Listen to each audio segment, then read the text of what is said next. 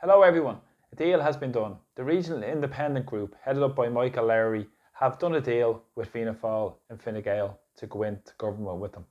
The regional independent group that consists of 7 TDs, headed up by Michael Lowry, profoundly corrupt, it's breathtaking, according to the Moriarty Tribunal findings, and currently the file of that tribunal is with the Director of Public Prosecutions, so we'll await developments on that.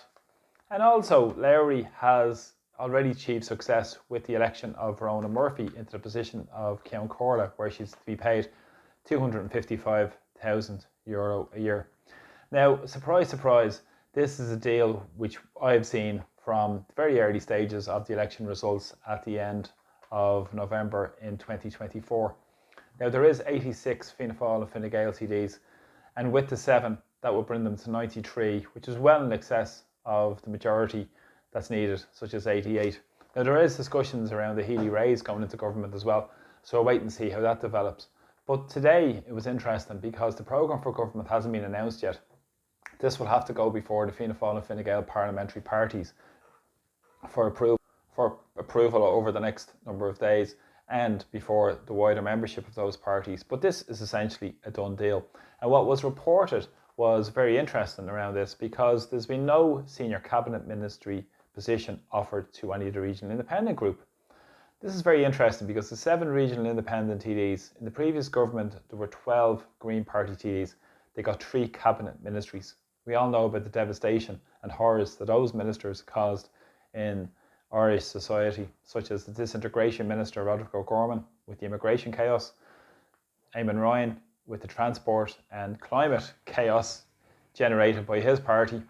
And also we had Catherine Martin, who was in charge of Comisiún na Mon, the Troop Ministry in Ireland as well, trying to cancel free speech. So they had a deep impact on Irish society and the last government. And of course, this was a Fianna Fáil and Fine Gael government, and they'll proceed along on the same path. Their neoliberal policies, their powers being more centralised to Europe rather than bringing power back to our communities. And they've done a deal to be lapdogs and mudguard for the Fianna Fáil and Fine Gael party with these regional independents on the promise of jobs, promise of money, positions, pensions, drivers, and a bit of prestige and privilege for these politicians who have moved into these positions. It's interesting because no senior ministry position has been offered to any of the regional independent group. There's been 2 junior ministers offered. There's been 2 junior ministry positions offered as well as part of this programme for government. Now, this is interesting because that means that none of the regional independent group will have a direct influence on policy. So all the people who are cheering up and down and say it's good to have a few independents there to hold them to account, look at the gene pool of these independents. Now, let's go through a few of them.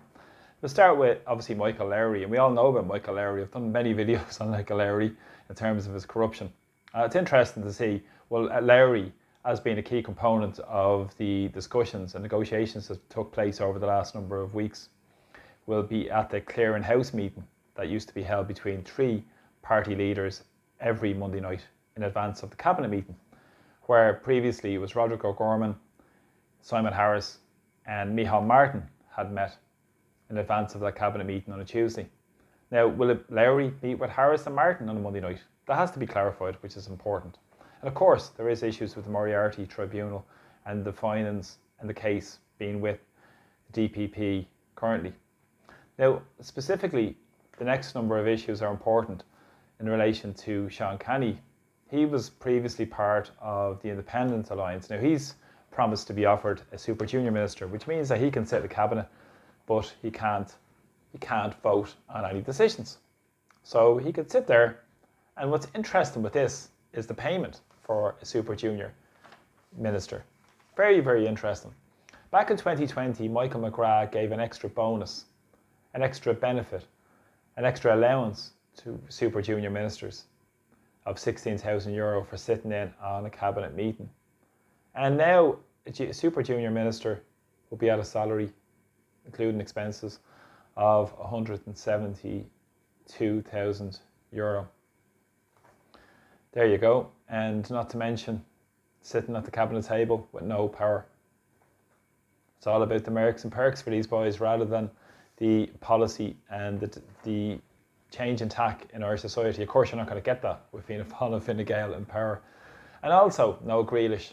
No Grealish as well has been offered a Super Junior Minister. No Grealish is most famous for his involvement in Golfgate. We all know about that during the COVID times when Phil Hogan made his big detour on the way to play golf down in Oughterard with all the great and the good, inverted commas, in Irish society, along Sean O'Rourke, the RTE presenter as well.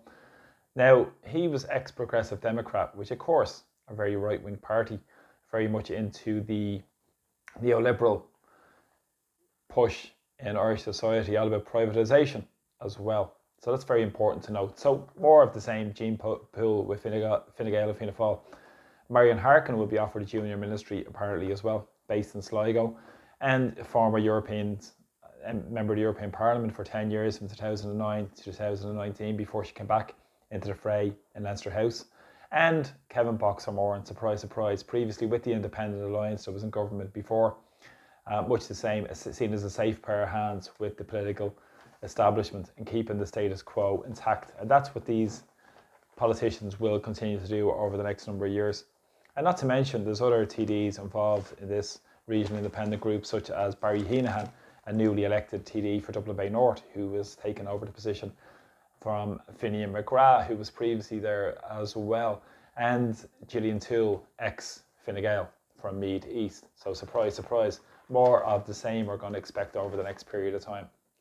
So there we have it. We'll see what transpires with the Healy Rays. I'm sure something might transpire with them over the next period of time. They might do a local regional deal.